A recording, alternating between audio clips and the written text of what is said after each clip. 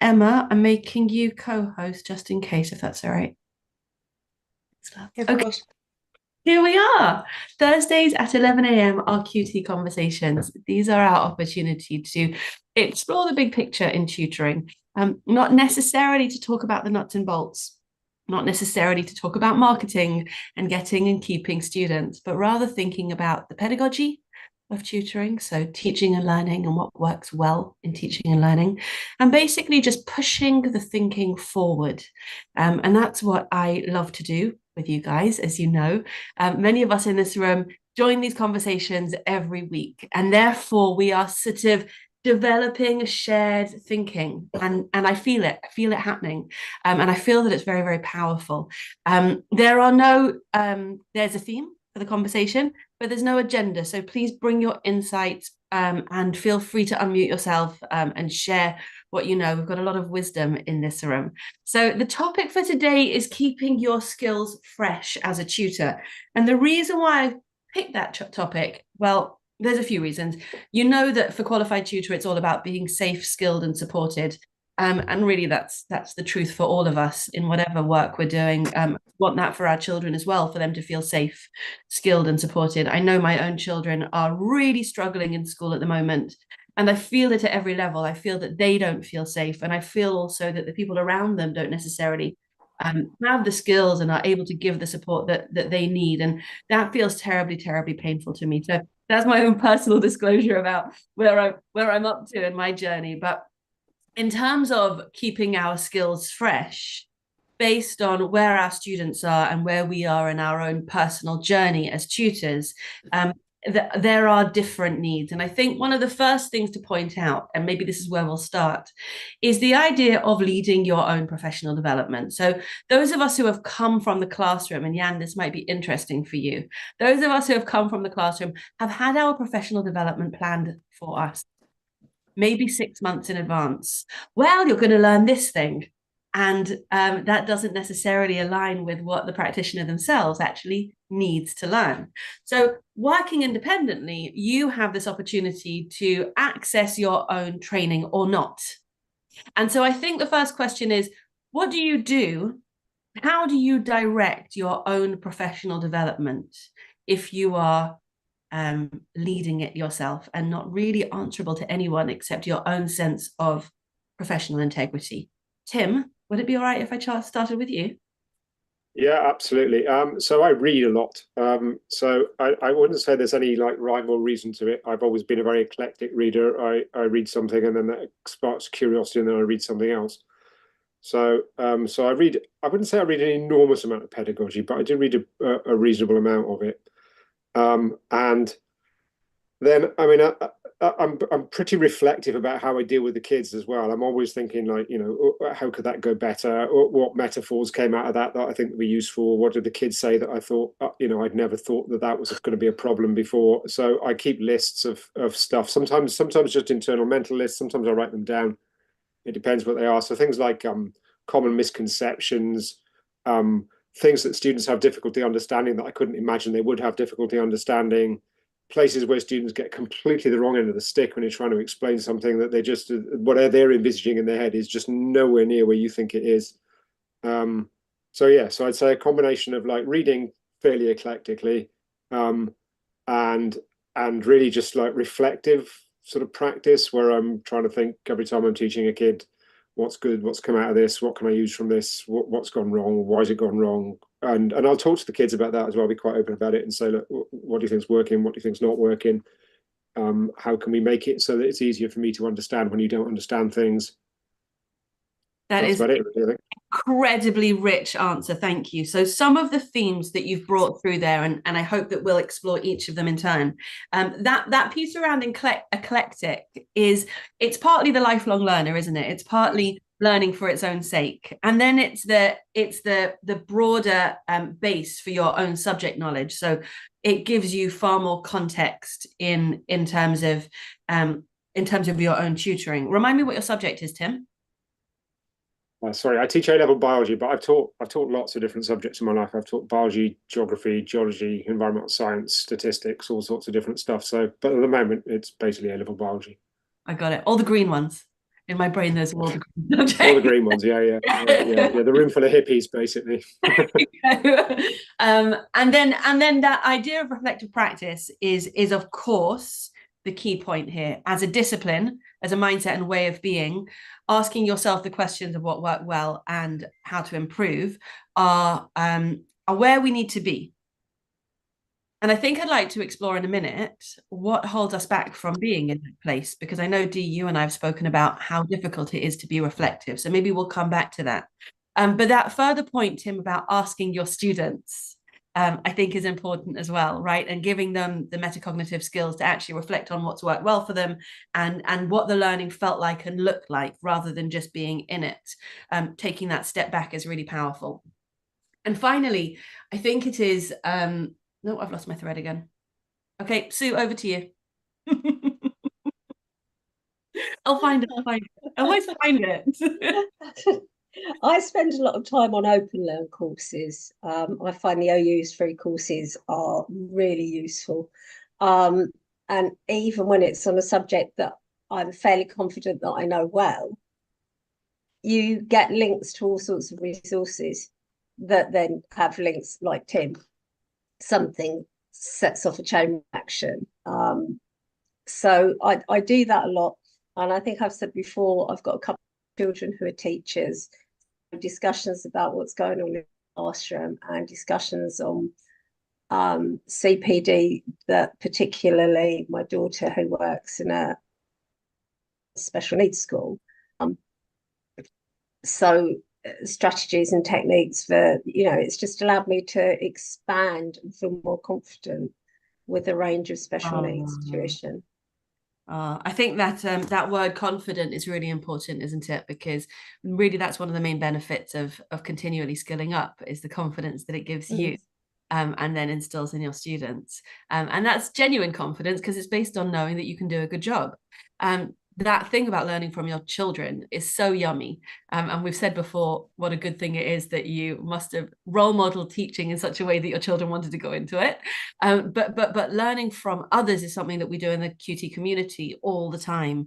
The WhatsApp group has been phenomenal this week for people learning from each other. And I think that that's always a really fantastic thing.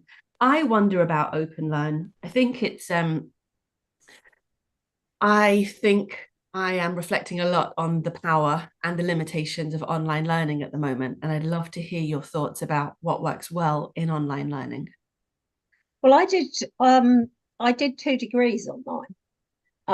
The only study that I did in a physical uni was GCE, and I hated it. Right. I absolutely hated it because I found it disorganized. Whereas studying with the online learning, I set aside certain times. I created my own office space and I was in control of it, it made me smile when you talked about the CPD we used to get in schools. Yeah. I can remember on consecutive Wednesdays doing gym, tag rugby, and dance. Now you can see the face here. What you can't see is there's a very dumpy years ago. And to be honest, we worked in a school where we did a carousel. So I did French and IT, while 2 other teachers did the PE. Yeah, so you didn't need to be there. I tell you about that problem a lot is the early years practitioners. They often find themselves in CPD sessions that are completely irrelevant to them. And they get frustrated and they feel lack of representation because of it. I think that, I've had some great CPD in schools, but I would lay money that 90% of teachers will say that 90% of the CPD they get is probably not hitting the mark. That's the thing I like about the online learning, because you can start something. I did something on recently on reading for pleasure, generating an environment for reading for pleasure. And partway through, I thought, these are all strategies I already use. I don't want to continue this. So it's very easy to put that to one side and Right, then just place things. hold on. Since if those are things that you're already doing, it's probably a good course. What I'd like to do in this conversation is start dropping into the chat some recommended courses. So Sue, would you mind dropping that? Because I know that Jan is very interested in reading for pleasure. Would it put that link or reference to that course in the chat for us? Yeah, that's fine. Awesome. And as we go along, I think that would be a really juicy thing if we would each share what we courses that we would recommend. Jan, did you want to speak next?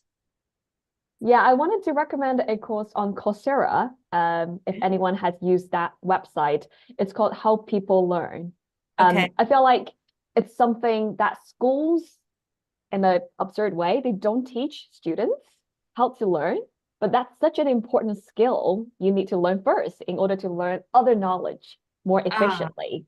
Yeah, so I really recommend that course. I can also send the link in the chat later. Yeah, about how people personally, I've learned so much about how people can learn or memorize new knowledge more effectively, and like the importance of sleep and exercise, etc. How all of these can contribute to learning efficiency. So yeah, that's something I really want to share with everyone here. Thank you so much for sharing that, Jan. I think it's interesting that, you know, the science of learning, and is it necessary, because we're natural learners, is it necessary for us to know how to learn, and at what point is it necessary? So children are constantly learning without thinking about it, and then somewhere along the way it becomes something that we start to do intentionally. The thread that I wanted to pick up from Tim earlier that I had lost was misconceptions. So that idea, Tim, that that you need to discover where the misconceptions are with your students, and how that's a constant journey of discovery, and the sort of mind reading behind that's one of the foundational skills in teaching, isn't it? And knowing your subject well enough to know where the pitfalls are is a key distinguisher. Would you agree? Yeah, I would agree, but I'd also say a lot of it is experiential. So actually, somebody at the moment that's teaching in China, is teaching chemistry, has been told they have to teach biology. He's actually paying me to do this for them, to sort of just talk them through the biology syllabus and just say, look, this is a pitfall, this is difficult, students find this difficult, etc. And she doesn't want anything else. She just wants to chat to me one-to-one and just go through the syllabus and basically say, right, well, where do the students find problems with this? What are they confused by, etc. So I'd say a lot of it is experience, unfortunately, and I don't think there's a massive shortcut to it. And I think it also depends quite a lot on what your own head is like. So I've got quite a mathematical head, and it was a real epiphany to me that students really just did not understand what the axes on a graph actually are. You know, and that only comes from talking to students. So I think if there's a central message, it's that, like, you need to give the students time to talk, and finding a way of engaging with them that they're relaxed about and they're happy with, and that they can just talk at you, and asking them really open-ended questions. So, you know, why do you think that's true? Or here's a graph, where are you starting? Or what are you looking at? Why are you looking at that? You know, if you're going to answer this question, it does come down to an exam question. If you're going to answer this question, what's the first thing that you're going to do? And rather than telling them, asking them to talk through their process of what they're doing. So I think if there is a sort of like end to this rambling conversation, it's basically you have to find a way that they're comfortable talking to you, and I'd say that's probably the most important thing. And I think it's actually the most difficult thing to do in teaching, because when you initially start teaching, what you want to do is you want to tell them the syllabus, and that's all well and good, but unfortunately a lot of that just bounces off them. And understand why it bounces off them is requires them to be talking rather than you. And here I am monopolizing the conversation and just talking. No, so quite the opposite, because in this case, I'm hosting the conversation and you're doing the thinking, and that really was modeling the process. And I think that was absolutely gorgeous. It certainly resonated with me, that process. I think also you're creating a culture of curiosity there, where they can have a go and tell you what they know about the graph. And that means that you're holding your own mind open, which is difficult and exhausting and a skill in itself. Emma, I'd love to hear from you next. Something that sort of jumped to mind when Tim was talking is, when I was a teacher in school, we used to complain that we didn't have enough time to talk about the maths. And actually, the most useful CPD I've ever done has been subject specific and has been fellow maths teachers, tutors talking maths. And now I have the time to do that. And I spend a lot of my time talking to Dee and Helen and Georgina about maths and doing maths and just making time for that, which, yeah, that's the most useful thing for me. The teaching pedagogy, I think I'm quite lucky that it came quite naturally to me very early on. Like I was teaching in one form or another since I was like 11. So for me, I find that quite natural, but sometimes just talking things through is a nice way to reflect as well. And just that reflection that Tim was talking about of, is that the right way? Am I doing that the right way with people that understand the maths? There's no point me talking to an English teacher about that because they know their English and I couldn't help them. But maths teachers can help me and help me reflect. And I've got the space to do that I didn't before. I think that's gorgeous, and that you know, that whole concept of tutors need tutors is really interesting, because it's not just the peer conversations, it's also, you know, actually leaning on somebody to say, how would you teach this? And I've heard all of you say that before, and I think that that's so, we call it nerding out, don't we, around here? And I think that being shameless about your love of your subject becomes quite a joy. Dee, what are your thoughts? The qualified tutor community has, like Emma said, provided me with the opportunities to be very open about things I'm not sure about. And I've shared about this before. A few weeks ago, I had a student who was struggling with some of the more visual aspects of mathematics, and we were talking about transformations and doing rotations. And it's a very difficult thing to do online. And a visualizer is really the only way to do it. Now, the student had come to me with this without me having any kind of heads up about it. So I was winging it a bit, didn't have the visualizer set up, tried to use some on-screen resources to do it. And I ended up confusing her even more than she was before. And I said, well, we can sort this out. Just give me some time to sort this out. Went away, chatted to some other maths tutors about the best way to. I already kind of knew how to do it. Went back and I fixed it, and it was great.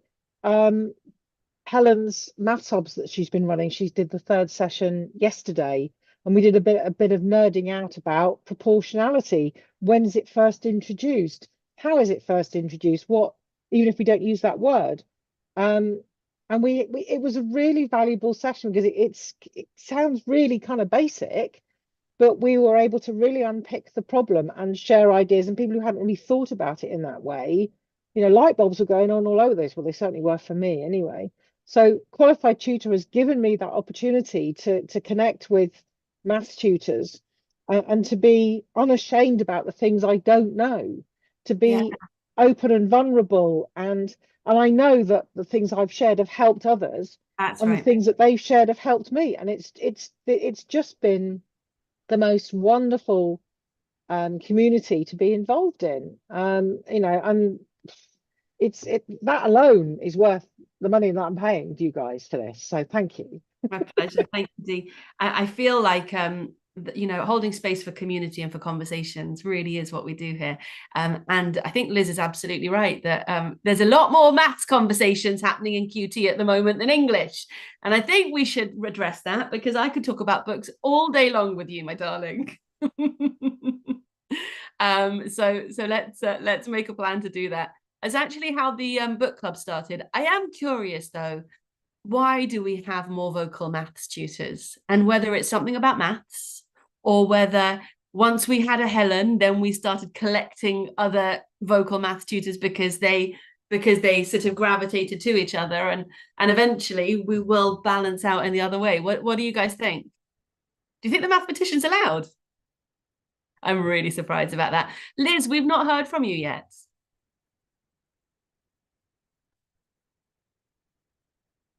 Sorry, I couldn't unmute. I was just on another call, Zoom earlier, and a lot of people were saying on there that a lot of children have anxiety over maths. So that could be why the maths is such a big area for tutoring. I'm a primary tutor. I tend to do both maths and English. It varies really. Some just want maths, some just want English, and then some want both. So in terms of leading your own professional development, how do you take responsibility for that? What does it look like for you, staying skilled up? Only really research really on my own part. I haven't done any major courses of really. I'm trying to do more now. I haven't really done lots. Okay. To be fair, I don't, not much really, just really my own. I've got such a busy life that it's hard to fit it in. I've got 2 children myself as well. So yeah, it's a bit of a juggle, and I've taken on so many more students because the demand is so high that it takes over somewhat. Yeah, no, I totally hear that. And I've definitely had points in my life when I've stopped reading and just taken a rest and said, you know what, let's just let everything that I've learned settle in rather than taking on more. There are times, and let's unpick that for a second. Barriers to skilling up, barriers to professional development. Sue mentioned feeling in control, or the opposite, feeling that a course is disorganized. And Liz has mentioned not having the time. And Dee has mentioned feeling vulnerable, and whether or not you're in a safe space to expose what you don't know. Emma, what are your thoughts? I think there's also another aspect for tutors that not only are we developing our pedagogy and our subject knowledge and all of that, we're also learning how to run a business.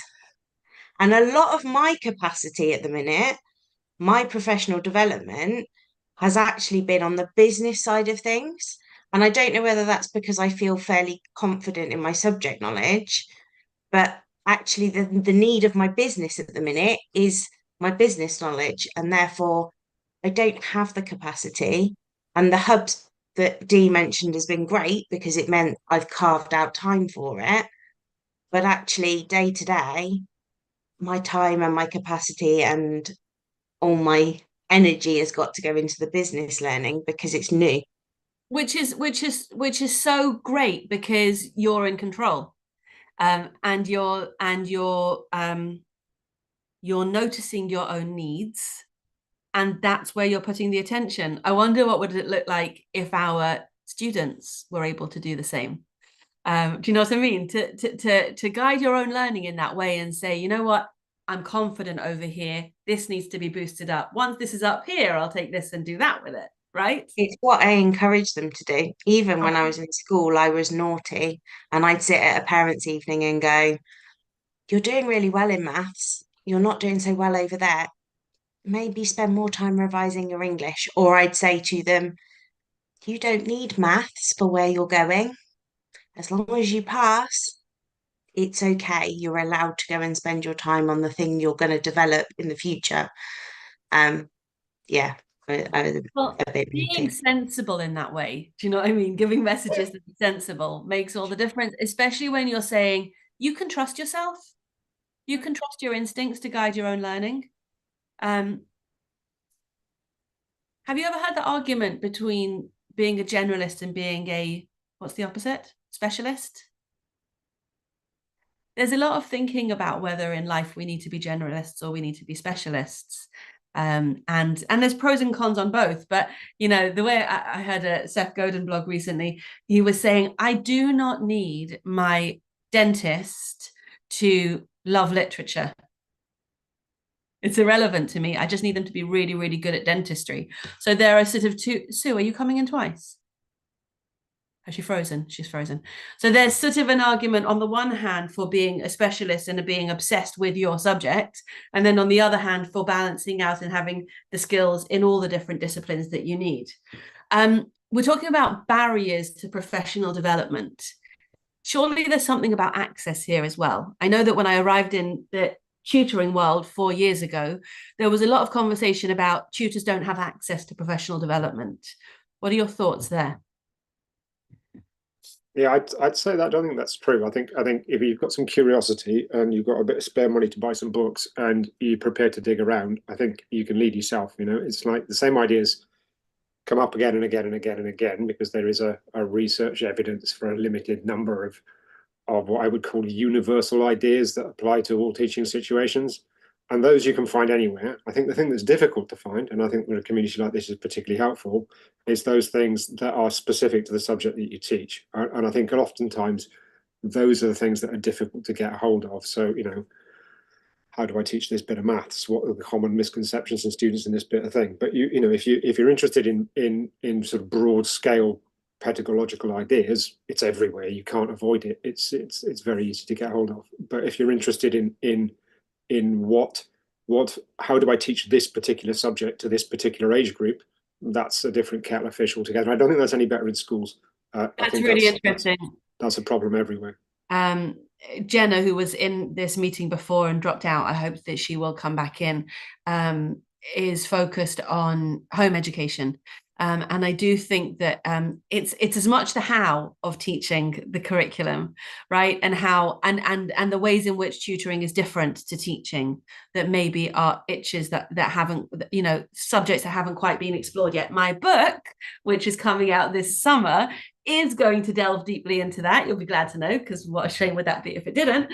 But I think that unpicking what pedagogy looks like for tutoring is an unexplored space. The other thing that I often hear from people isn't so available and accessible is exam information. Emma, go ahead. Yeah, we actually spoke to the exam boards, didn't we, Dee, at the last maths conf, and they refuse. They will not give it. What is it they're not giving, sorry? Yeah.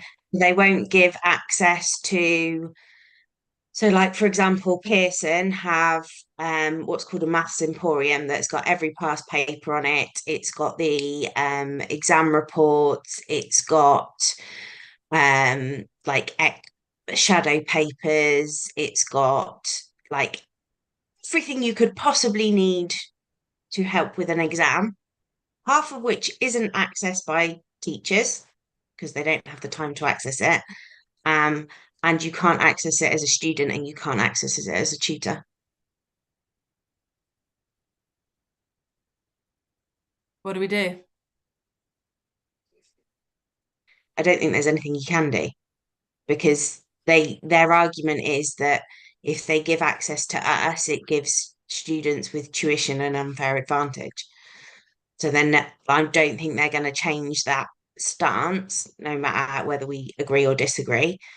They're not going to, like, we've tried talking to them, and even the people on the stands are like, this doesn't seem fair, but it's the stance of the company.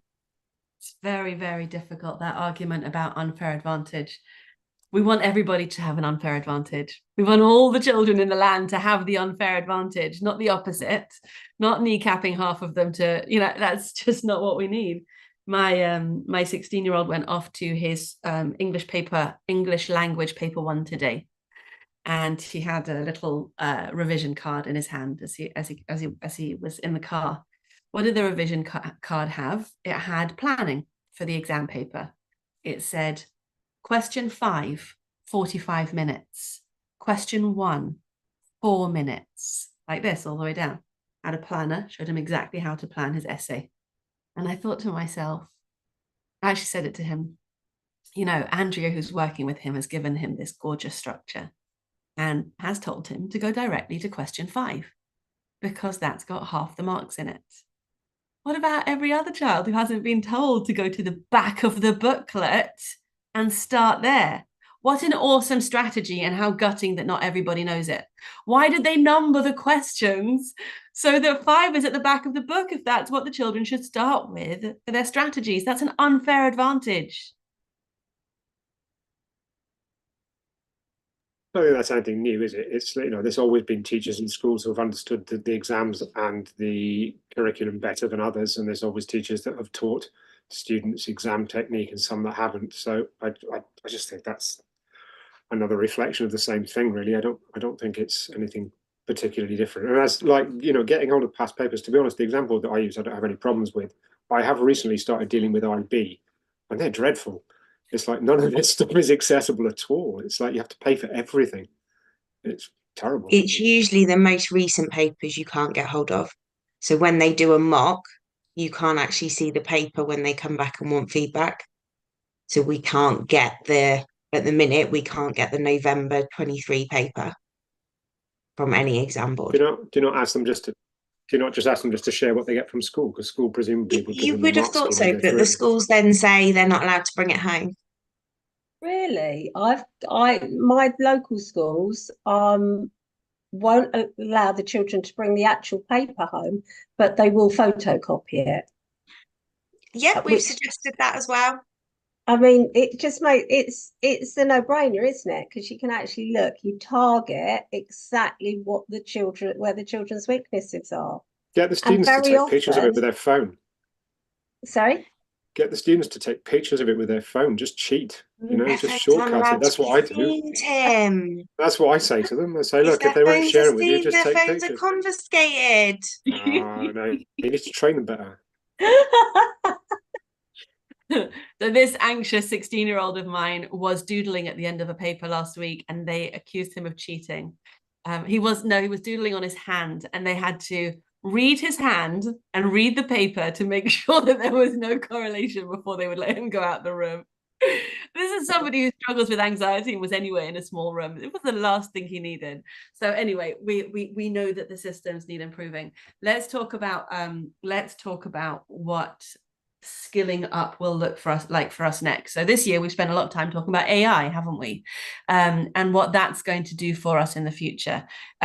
We know that business practices and all the different systems, so which different systems we're using for billing and for scheduling and all of that, online classrooms, Tim, and all the things that are part of staying fresh. There is a tutor I know well who works with students who come to the UK from Southeast Asia, and their families tend to be very, very tech savvy. And for her, staying on top of tech has become a real indicator of competence. So for her, skilling up means knowing exactly what's going on in EdTech. I would love to know from you whether the future of education feels like something that you are on top of, something that you feel relevant to, something that you feel you don't have to worry about too much because you know your job. What are your thoughts? Go on, Sue. I can see it on your face. You're so easy to read.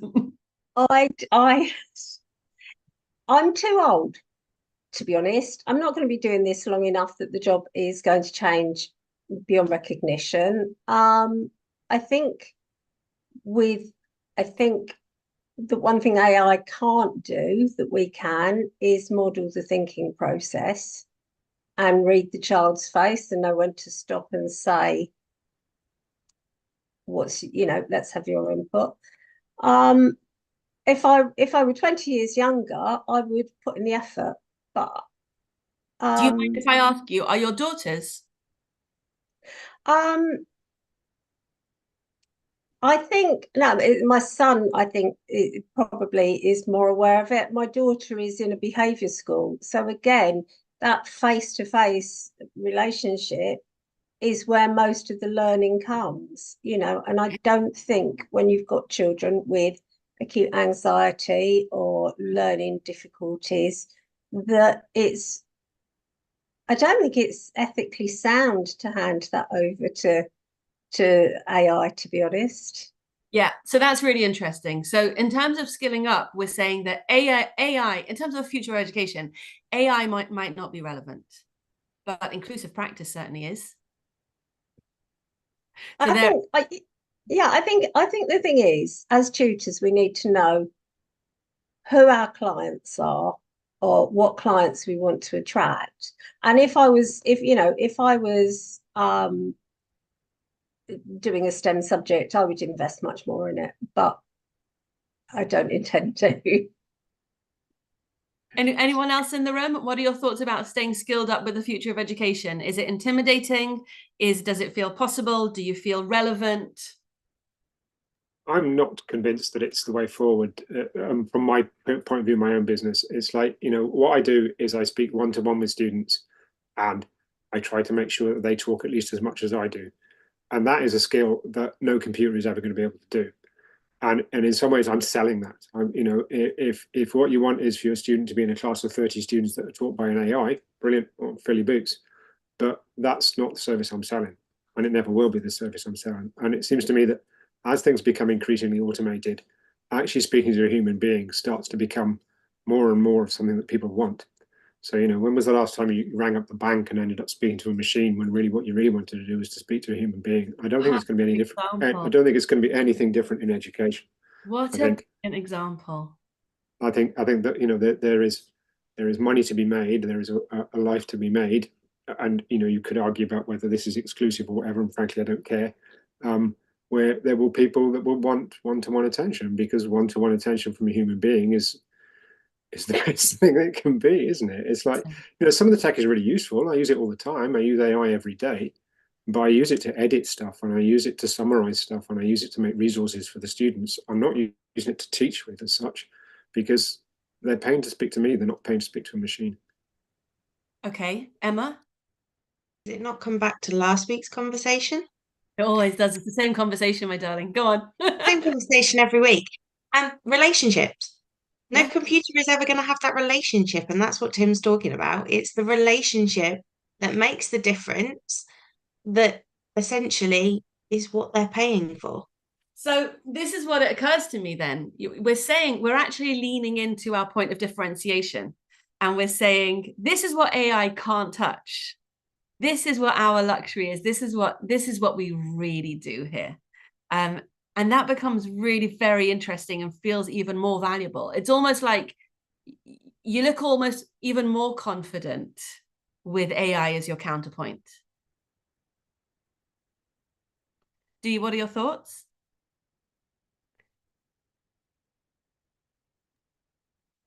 Sorry, mind wandered. Okay, so are you using AI at all? Are you using EdTech? I have found AI useful when I have a blank piece of paper in front of me and I need to write an email or I need to compose something, because if I've got some words to tweak, that's great, but I can't deal with blank pieces of paper. So I may end up changing the whole thing that AI provides for me, but it at least gives me a framework. I love tech, but not for tech's sake. Tech has to have a tangible input. It has to have a tangible effect on the teaching and learning that I'm delivering.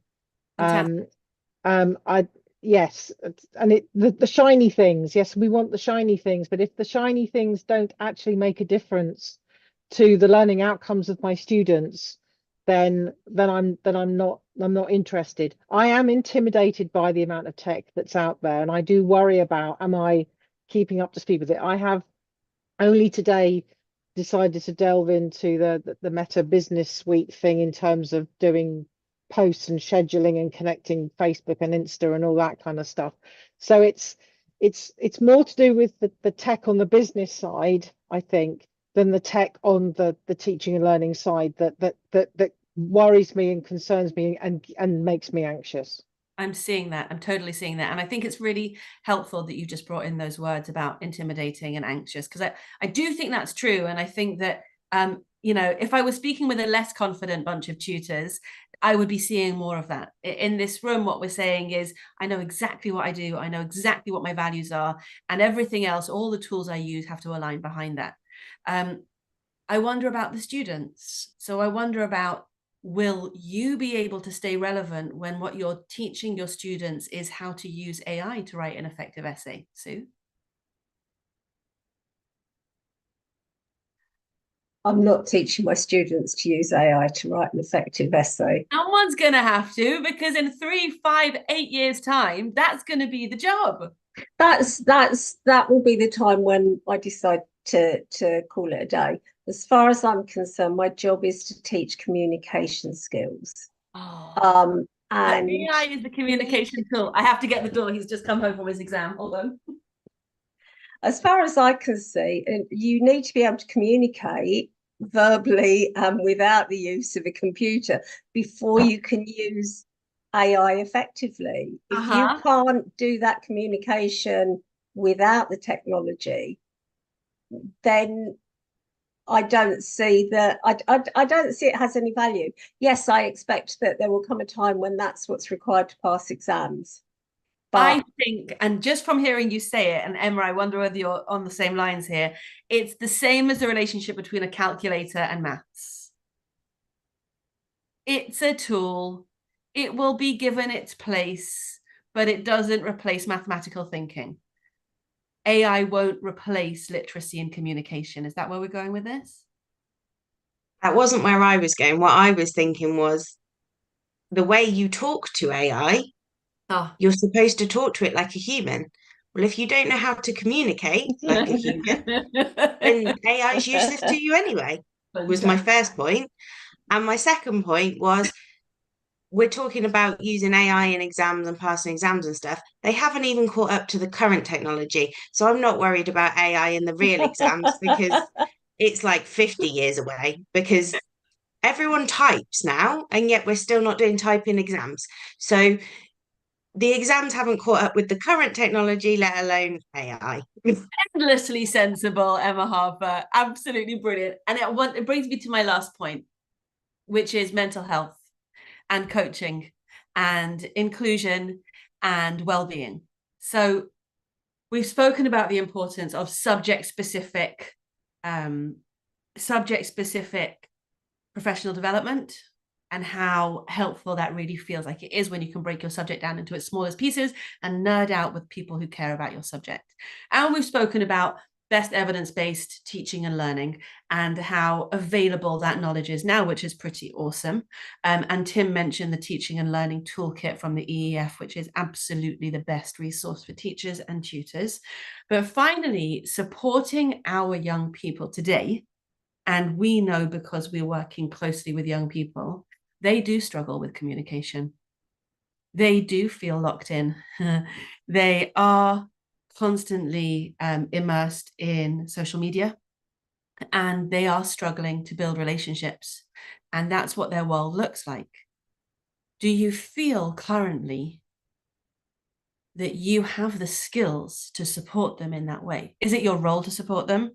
Are you able to support them? And if not, what are you doing about it?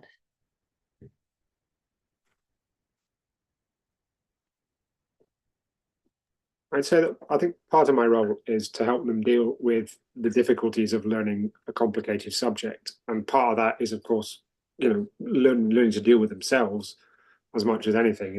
The central challenge for many of them is not procrastinating their life away and finding a way of seizing control of it and finding a path through it. And that's all about, that's not about biology. That's not even really about pedagogy, is it? It's about mental health and understanding yourself and dealing with yourself.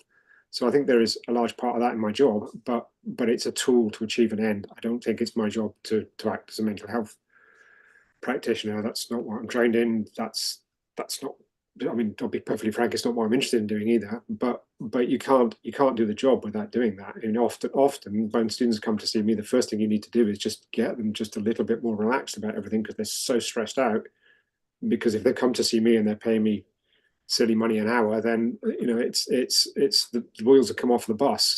So often the first step is really just like, step back from it, let's make a path through it, let's find a way through it, let's deal with what you're going. Well, the first questions I ask them when I meet my students is, describe your process.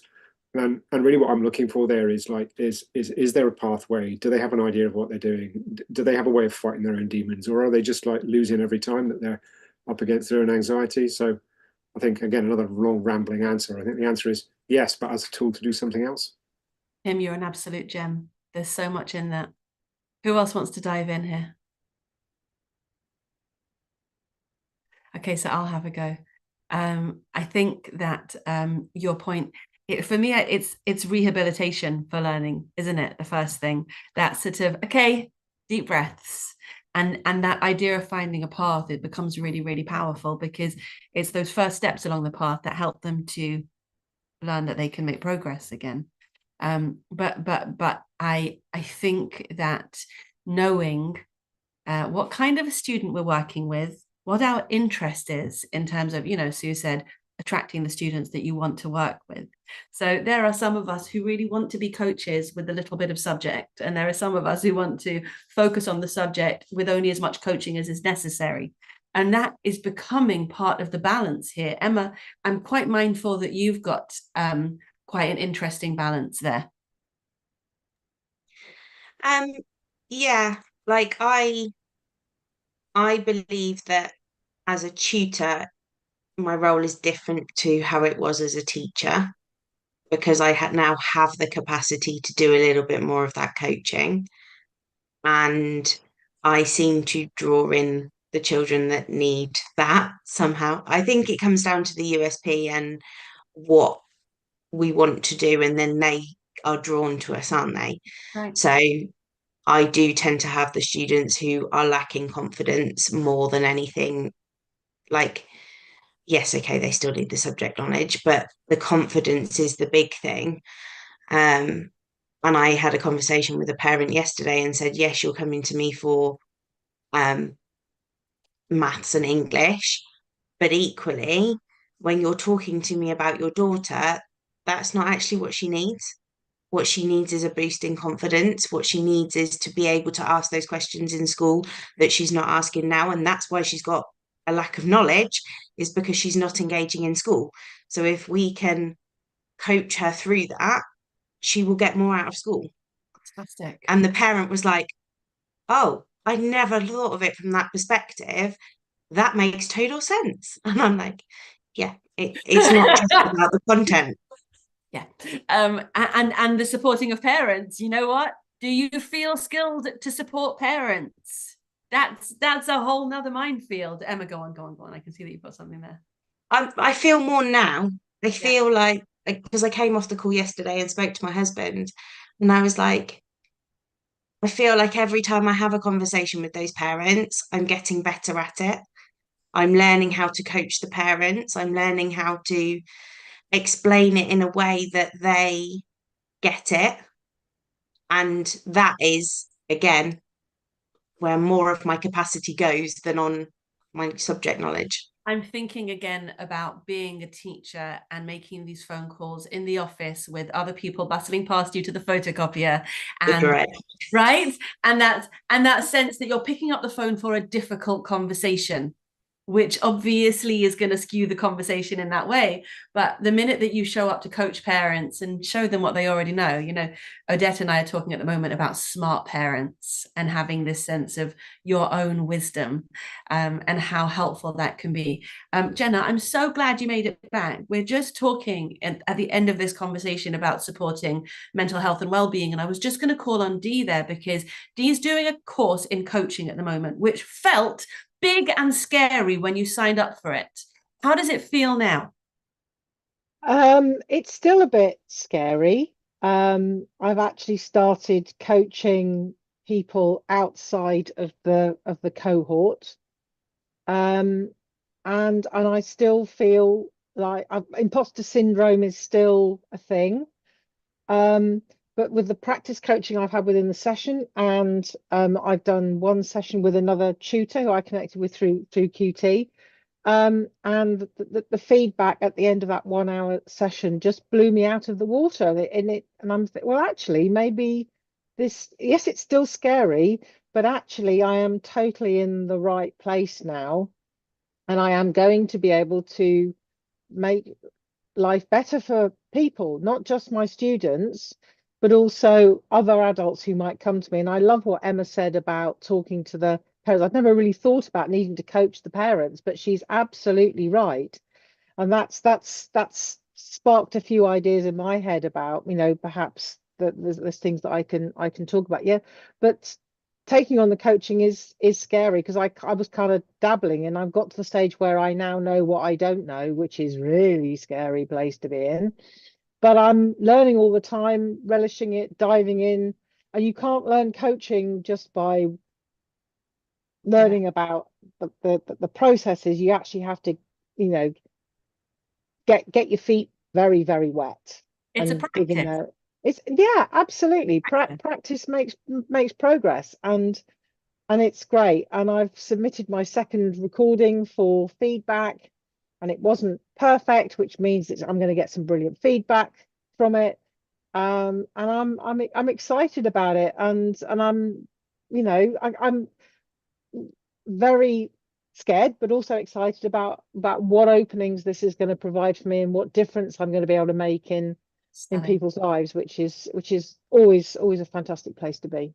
Stunning, stunning. So for me, that moment when you said my session wasn't perfect and therefore I'm going to get really good feedback from it, that's a learning mindset. That is awesome. That's what we want for our students. That's what we want for ourselves. So to wrap up this conversation in our last 4 minutes, I'm going to go around the room and I'm going to ask everybody to just reflect on how your students benefit when you are continually skilling up, whether it is business, or whether it is managing tutors, or whether it is subject specific, or whether it is reading the EEF toolkit and learning about what works well in teaching and learning. How do your students benefit? Dee, just round us off there, because you said something so powerful. So let's do that, and then we'll go around. Yeah. I mean, the last, it might have been the first maths hub that we did, and we were talking about a specific topic in maths. And my go-to, because I had to teach myself how to do it, was to go down an algebraic route, which for a lot of my students is not accessible for them. So two other tutors shared their ways of tackling the problem. And I went away, and I think later that week I had to do it with the student, and I now made it more accessible to them. So the benefits of this kind of mindset about learning, I mean, it's making me feel better about my teaching. If I'm more confident, even if it doesn't have a direct impact on my students, the fact that I'm feeling more confident and more secure in what I'm doing has to have a positive impact on my students. Boom. Well, it certainly did in the case where you're actually able to make the learning more accessible. So that's a really lovely concrete example. 1 minute, Emma. I'm going to go back to what you said at the very beginning, Julia, where you said you'd got a young person that didn't feel safe in school and the adults around them didn't feel safe. You're going to make me cry, are you? I'm not going to make you cry, but I think as tutors and as adults, if we can make ourselves feel safe through our professional development, if we feel safe in that moment, then we are creating that safe environment for the parents, for the children, and that you can develop together. That's right. It becomes overflowing, doesn't it? Because you're creating the culture, the weather around yourself. Sue, 1 minute, go for it. Same sort of thing as Emma. I think it's about modelling. I think if the students know, you know, on my LinkedIn, I talk about, we have very little time with the students. So what we need to do is to promote a love of lifelong learning. And I think if we're modelling the fact that learning doesn't finish at 18, then I think that's a hugely important thing for the children to see. Stunning. Pelham, 1 minute. Do you hear me? Yes. Okay. Now, What? Just 1 minute. Yeah, with respect to our skills and our preparation, I think that the benefits of the students depend very much on our ability to be close to the level of the students. Usually I am tutoring students of universities, but I have had cases when I have to tutor students of low levels. And so they have benefited only in that case when I have lowered my way of communication with the students. So I have to, yeah. So it's about alignment. It's about going to where they are. Yeah, to be in line with their level. Beautiful. Thank you. Tim, 1 minute. Sorry, you caught me dozing. Yeah, I know. I'd say just repeating things people said already. I think it's very important that you're on the same level as the kids, and I think showing that you're not perfect, but you try and get better at stuff, and you're always thinking about things, and you're always trying to work out how stuff. Students ask me questions, and I'm just like, I don't know. Let's Google it.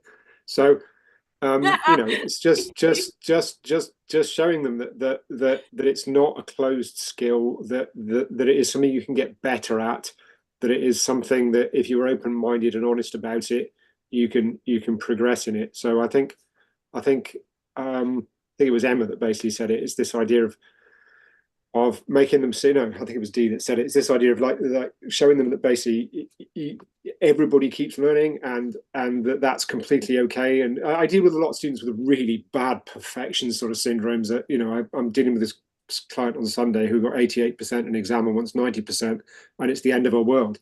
And like finding a way of getting, because she's really clever, and all she needs to do is just chillax a bit and actually start to enjoy the syllabus, and she'll be fine. But finding a way of saying that to us is another matter altogether. Oh, I feel like there's lots of film montages with that, aren't there, where they like go and take them out into the landscape to, whatever. I feel like I'm having a Karate Kid moment here. Jenna, the reason why I burst out in laughter when Tim said, let's Google it, is because I know that's who you are as a tutor as well. But only 1 minute, my darling, because we're already over. I have 5 words: integrity, excitement, modeling, transparency, and curiosity. I will take them. Liz. Yeah, similar, especially doing 11+ tutoring. I remember this example of a word came up and it was guffaw, and it actually means laugh, and I didn't know that. So I was like, oh, I've learned something today. Oh, that's so that was nice. really good. That's really, really nice. And Elizabeth, do you want to speak, or do you want to add it into the chat? Caring, loving, and positively. That's fantastic. So what I would love to do is to share with you that I see you growing in these sessions. I know they feel mad and weird and rambling and abstract, but I see you growing as confident practitioners. And I think that that's just the most wonderful thing. You know that I'm obsessed with this concept of collective efficacy, which in teaching means teachers have the professional dialogue that builds them up to make them the best possible practitioners for their students. And nobody has those conversations in tutoring until now.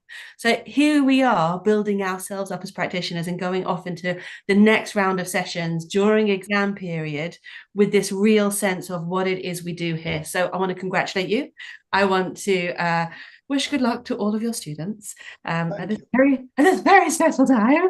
And I'm going to go and check on my 16-year-old and find out how English language paper 1 was. Dee, thank you. Thank you, Emma. Thanks, Tim. Thank you. Helen. Thank you. Thanks, Sue. Thanks, Jenna. Thanks, Liz. Thanks, Elizabeth. Thanks, everyone. Soon. Bye. Bye. Bye. Bye. Bye.